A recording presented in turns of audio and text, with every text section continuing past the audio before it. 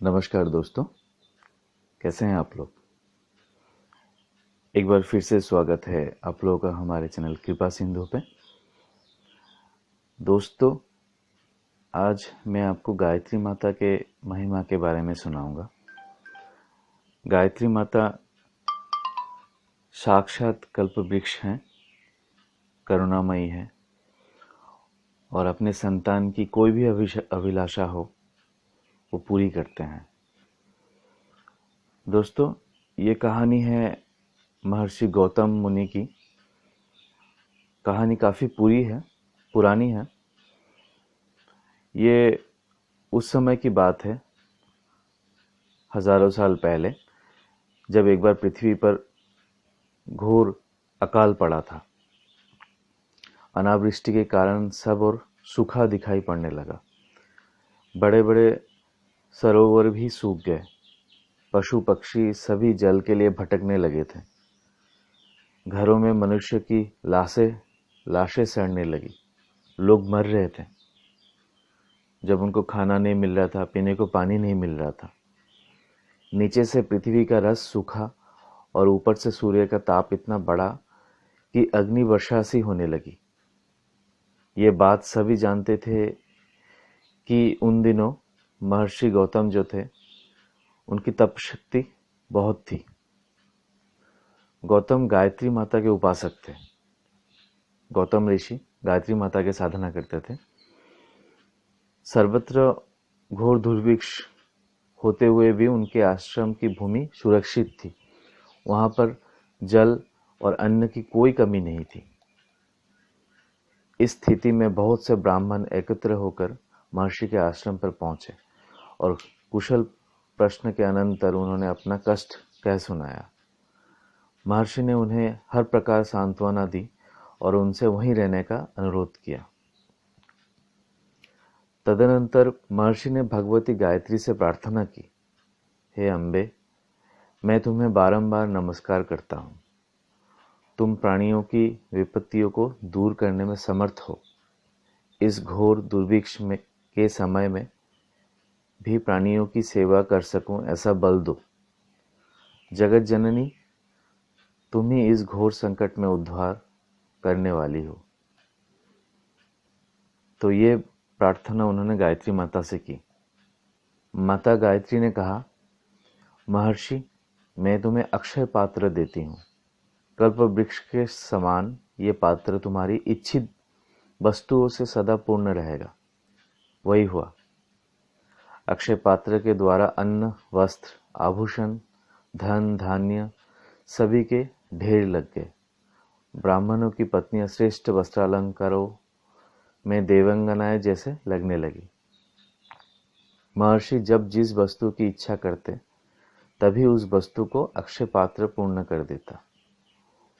उस समय आश्रम चारों ओर 100 योजन बड़ा हो गया था और वहां की शोभा इंद्रपुरी से भी बड़ी चढ़ी हो गई थी। उस समय गौतम नगरी में यज्ञादि श्रेष्ठ कर्म विधिवत होते थे। देवगण भी यज्ञ भाग पाते हुए प्रसन्न थे। गौतम का यश सर्वत्र छा गया था। देवराज इंद्र ने भी अपनी सभा में इनकी अत्यंत प्रशंसा की।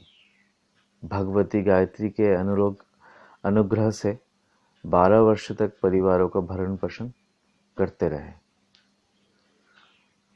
महर्षि गौतम की प्रशंसा सर्वत्र फैल गई।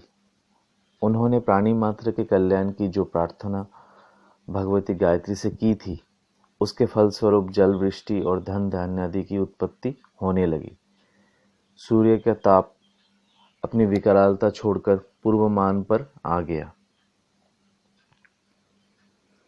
गायत्री माता उनसे प्रसन्न थी और सब खुश थे। इससे उत्पन्न हुए उत्कर्ष को कुछ ईर्ष्यालु व्यक्ति सहन न कर सके। उन्होंने माया की एक गो निर्मित की, जिसकी देह जीर्ण शीर्ण थी। उनकी प्रेरणा से वो गो महर्षि के आश्रम के सामने जाकर मर गई। तब उन दुष्टों ने उसकी हत्या का उस गाय की हत्या का आरोप महर्षि पर लगाने की चेष्टा की। महर्षि को इस कार्य से अत्यंत क्षोभ हुआ। वे नेत्र मूंद कर समाधि में लीन हो गए। तब उन्हें इस चाल का पता लग गया। समाधि भंग होने पर महर्षि ने उन्हें शाप दिया, मूर्खों, तुम अपने कर्म का फल भोगो और वेदादि कर्म से विमुख हो अधोगति प्राप्त करो। शाप के कारण उन ईर्ष्यालु व्यक्तियों का सभी ज्ञान लुप्त हो गया था। उन्होंने जो कुछ अध्ययन आदि किया था उस सबको भी भूल गए। उनका सम्मान नष्ट हो गया। समाज में उनकी प्रतिष्ठा ना रही। मनुष्य उनसे घृणा करने लगे। अब उन्हें अपने दुष्कर्म पर पश्चाताप होने लगा। वे उस स्थिति से मुक्त होने का उपाय सोचने लगे। जब कोई युक्ति न सूझी तब वे झिझकते हुए सिर झुकाए महर्षि के आश्रम में पहुंचे और उनके चरण पकड़कर क्षमा याचना करने लगे। उन्होंने कहा, महर्षि, हमसे भीषण अपराध हो गया, परंतु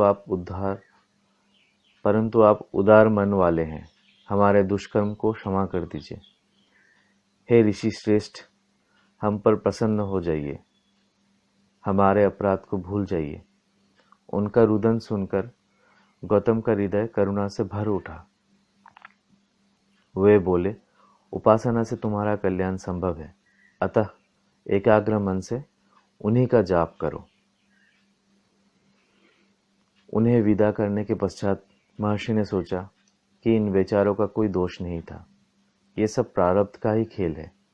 भगवती गायत्री इनका कल्याण करे। ये कहकर वो पुनः भगवती की उपासना करने लग गए। भक्ति विभोर गौतम को पुनः भगवती के दर्शन हुए तथा उन्होंने माता की स्तुति की और निवेदन किया कि हे अम्बे, संसार में पुनः समृद्धि छा गई है। सभी प्राणी आपकी कृपा से सुखी है। सर्वत्र संपत्ति और महान ऐश्वर्य की दृष्टिगोचर हो रहा है। सभी प्राणी अपने घरों को जा चुके हैं। अब आपका ये अक्षय पात्र मेरे किस काम आवेगा। माता ने गौतम के सिर पर स्नेहपूर्वक हाथ फेरा और बोली, गौतम, मेरी दी हुई भक्ति सदा तुम्हारे पास रहे। गौतम बोले, मातेश्वरी, तुम्हारी ये सिद्धि अब मैं अपने पास रखने का इच्छुक नहीं हूँ। अब लोग अपने व्यक्तिगत स्वार्थ की पूर्ति में इसका उपयोग करना चाहते हैं। इससे मेरी लोकमंगल की साधना में बाधा उत्पन्न होती है। माता ने महर्षि का हृदय भाव समझ लिया और बोली, जैसी तुम्हारी इच्छा होगी वही होगा। ऐसा कहकर मातेश्वरी अंतर्धान हो गई। महर्षि की इच्छा अनुसार अक्षय पात्र की शक्ति समाप्त हो गई। आश्रम में इंद्रपुरी सी शोभा विराजमान थी। वो अब नित्यांत नीरव एवं शांत हो गया। अब महर्षि का मन भी शांत था। वे पुनः भगवती की उपासना में लीन हो गए।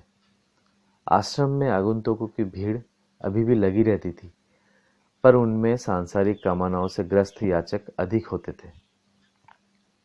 महर्षि उन्हें सांत्वना तो देते, पुरुषार्थ का प्रायश्चित का मार्ग भी सुझाते, किंतु केवल शारीरिक और भौतिक सुखों के लिए ब्राह्मी शक्ति का अपव्यय उन्होंने बंद कर दिया, जिससे निरर्थक भीड़ छटने लगी। अब जो लोग आया करते थे उनमें आत्म जिज्ञासुओं की संख्या अधिक रहती। महर्षि उन्हें तत्वज्ञान सिखाते, साधनाएं कराते और उन्हें आत्मकल्याण के राजमार्ग पर चलने की रीति नीति समझाते। इस ब्रह्म विद्या के प्रभाव से धीरे धीरे संपूर्ण प्रदेश में स्वयं में दैन्य दारिद्र्य मिटता चला गया और सुख शांति की निर्झरणी प्रवाहित हो उठी। भगवती गायत्री की उपासना और उनकी कृपा पाकर देश निहाल हो गया। साथ ही महर्षि गौतम की तप साधना भी सार्थक हो गई। इस तरह गायत्री माता ने महर्षि गौतम के जरिए संसार में अपना आशीर्वाद फैलाया और फिर से जहाँ संसार में अकाल पड़ा हुआ था, गायत्री माता की कृपा से वो दूर हो गया और सब सुख से रहने लगे, नीति परायण हो गए। तो आइए दोस्तों, हम भी गायत्री माता के शरण लें और उनसे कृपा प्राप्त करें। आज की कहानी यहीं पे समाप्त होती है दोस्तों। कैसा लगा आपको ये कहानी आज का? दोस्तों, हमारे चैनल को सब्सक्राइब करते रहें और सारे वीडियोस देखते रहें। हमें ऐसे ही इनकरेज करते रहें। अपने कमेंट्स ज़रूर शेयर करें और सदा आनंदित रहें, खुश रहें। धन्यवाद।